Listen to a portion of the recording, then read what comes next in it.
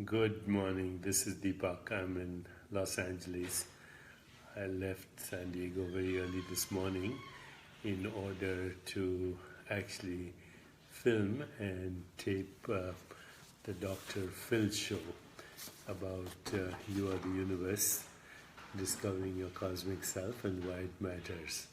So you can join our discussion on the website, You Are the Universe, and we are getting a lot of engagement on the website, and people are asking questions. We are posing the questions as well. And so today's question is very interesting because it's actually not a question, it's a comment to something I have said on these forums, and I want to respond to it. And the person who posted this comment is Sean, and Sean says, I'm a big fan of your work. I have been a fan since your appearance on PBS Mind, Body and Soul in 1995. By the way, we are having a new public television program on this book, You Are the Universe, Discovering Your Cosmic Self, Why It Matters, which will start in March nationwide, and you can check your local PBS television programming to see when it comes on. There's also a poster, a small trailer of that show on YouTube, and you might want to look at it. Okay, so now let's look at the comment from Sean. Sean says, I'm a big fan of your work. Been a fan since your appearance on PBS Mind, Body and Soul in 1995. I must admit that I have not read the new book You Are the Universe yet, but I will read it very soon. I like the idea of You Are the Universe, but I don't agree that the universe would not exist without humans, because the universe existed long before humans did. Also, if a tree falls in a forest with no one there to hear it, it does make a sound. Yes, it does make a sound. You can prove this by leaving a video audio recorder there. Okay, so there are two questions here and two comments to which I want to respond. So, first of all, I agree that the universe exists without humans. It has existed without humans. The universe that you're experiencing right this moment is a human experience in human consciousness, and the human brain, the human body mind, and the universe are a unified activity in awareness. So when I say you are the universe, I don't mean you, the body mind. I mean you, what I really mean is you, in which your body mind and the experience of the universe are a unified process. Because the real you is not the body mind, right? You can observe the body mind, you can observe thoughts, you can observe emotions, you can observe your body as a intermittent stream of sensations and perceptions. So you are the observer, the witnessing awareness, in which the body mind, this body mind, and everything else that this body mind goes along with is an experience. So in fact, the universe and your body mind are a process in you, the witnessing awareness. And all experience is in the present moment. Did the universe exist before the species of consciousness that we refer to as human beings showed up? Obviously it did, right? We have fossil records of dinosaurs. We have a lot of knowledge about background microwave radiation. We have now postulated the Big Bang and the origin of space-time and matter. We know how stars got formed. We know how the explosion of supernova resulted in the formation of atoms. We know how atoms coalesced also to make heavier atoms. We know that our body is made up of atoms that were forged in the crucible of stars. We know that there is something called evolution. So, and all of this happened before we showed up as a human species. Now, having said that, here is the important thing. When we describe the universe before we showed up, we describe it in terms of human experience. We imagine it in terms of human experience because that's all we have access to.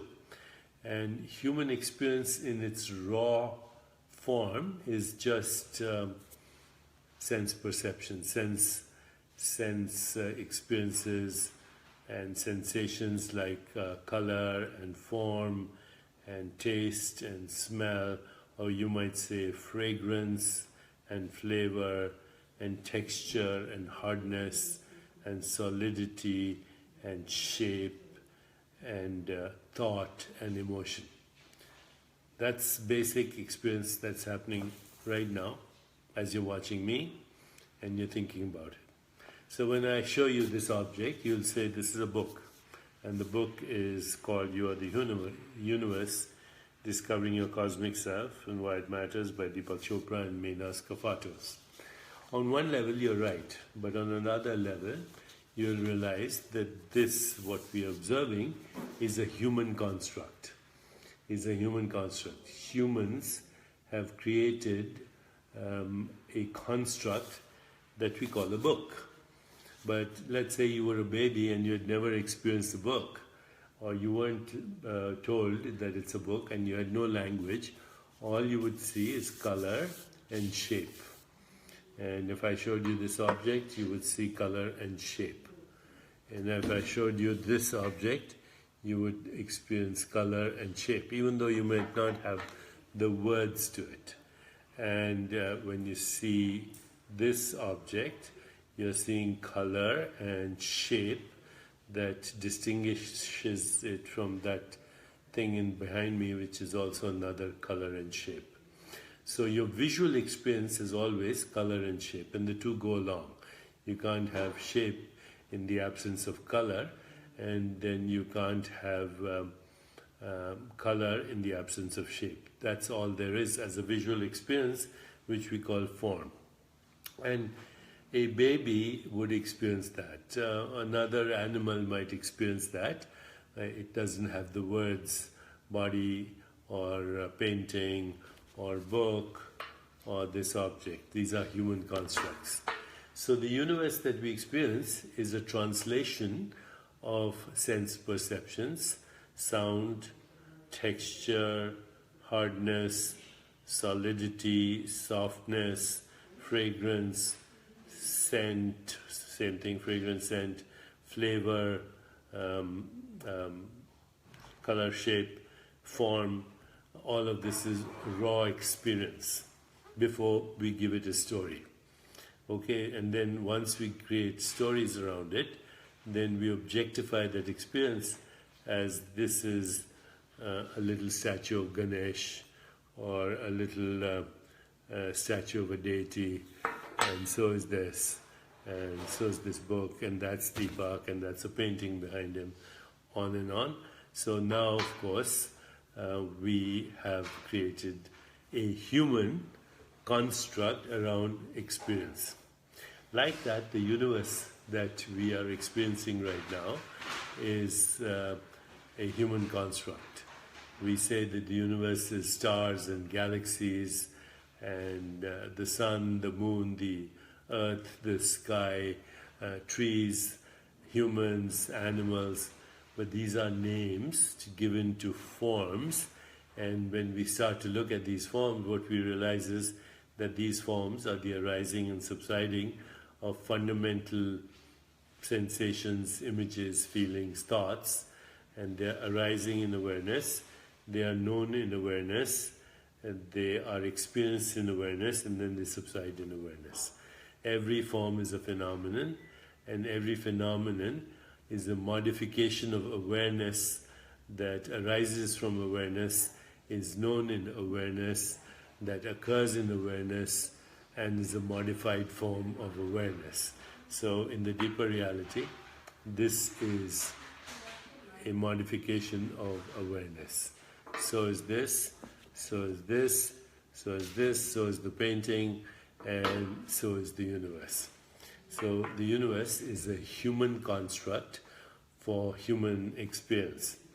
What about when you look at the fossils of a dinosaur? First, remember that the word dinosaur is a human construct.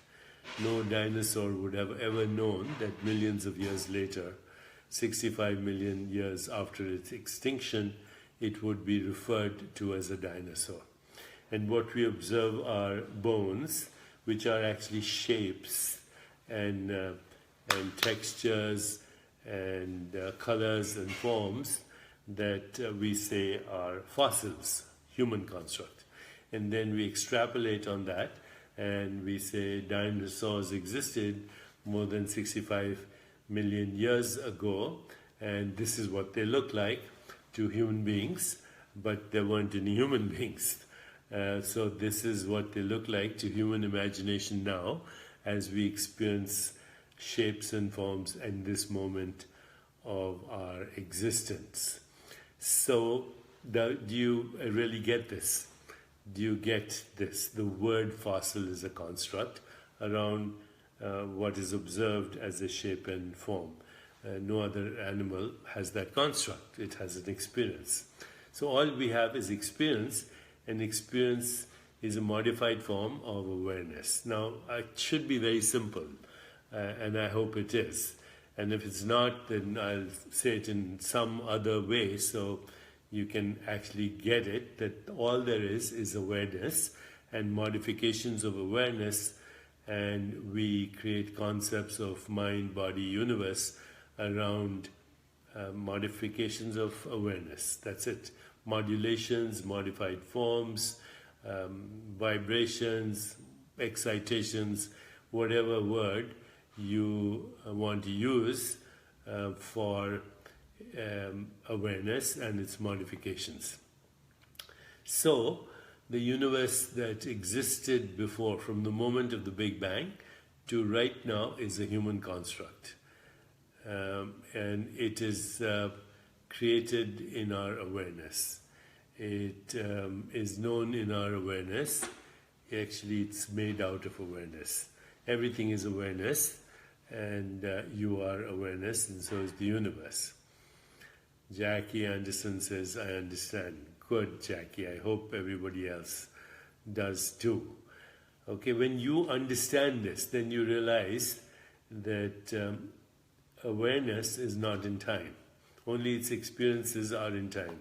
And awareness experiences itself as species of awareness. Awareness or consciousness experiences itself as species of consciousness. And we give them names, alligators and crocodiles and dolphins and insects and mosquitoes and trees and so on. These are species of awareness which have the trinity of observer, process of observation, and object observed. Knower, object of knowing, and that which is known. Seer, process of seeing, and scenery. A story. So when we understand this, then we can say that the universe that we know as humans is a human universe. The universe that we construct and conceive that occurred from the Big Bang until now is a human construct. What is the fundamental reality behind that construct? The fundamental reality is the awareness in which that construct is conceived. So consciousness or awareness conceives, constructs, and becomes everything that we call the universe. And all modes of knowing, all objects known, and all modes of observation, and all observers, all knowers, all seers. This is how reality is constructed. But reality is not the perceptual experience you're having. Reality is the awareness in which that perceptual experience arises and subsides. Okay, so I hope that answers the first question. And the second question is, the sound is always there when the tree falls, and you can prove this by leaving a video audio recorder there. Yes, but the sound is an experience only when it's heard. Only when it's heard, then it is an experience. Before that, whatever it is electromagnetic energy or information that's on a tape recorder or in a video camera. And just now you're looking at me and you're experiencing Deepak. That's an experience only when there is seeing and when there is hearing. There's no such thing as an unheard sound. There's no such thing as an unseen form. There's no such thing as an untasted flavor. There's no such thing as a unsmelt fragrance. There's no such thing as an untouched texture. So seeing, touching, experiencing modes of activity of awareness called smelling and tasting and thinking and conceiving are all in awareness itself. So all there is awareness. Okay, there is no sound, there is no tree till it is seen. And the tree is an aspect of seeing because it's a form and a phenomenon that is an activity of seeing. And seeing cannot be divorced or separated from the witnessing awareness in which the seeing happens. Okay, so there you are. You are the universe in which what you experience as your body, your mind, and your universe is constantly arising as modifications of its own self. And that's what we really mean by you are the universe. Body, mind, and universe, unified activities of you as fundamental consciousness, experiencing itself as modulations of consciousness. Why is this important? It's important so that you don't get bamboozled by a superstition. And the superstition is matter. No one has shown the existence of a substance called matter.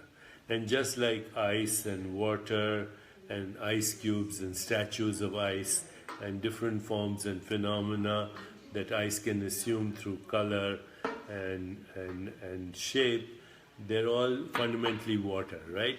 Vapor, cloud, river, ocean, rain, glacier, ice cubes, statues of ice. Fundamental nature is still water, right? So too, fundamental nature of everything in existence is awareness. Whether it shows up as a book, or what we call a statue, or what we call Deepak, or the painting, or the handheld device, or the smartphone, or the computer, or star, or galaxy, or universe, it's all you. Tat Tvamasi. I am that, you are that, all this is that alone is. Aham Brahmasmi. I am the universe. This is truth, this is awareness, and this is joy. Okay, so this is also being timeless. This is real immortality, not being in space-time or the realm of causality. A non-local being having a local experience. A spiritual being having a human experience, creating a human universe, experiencing a human universe. Thank you, and be in touch tomorrow. Cheers.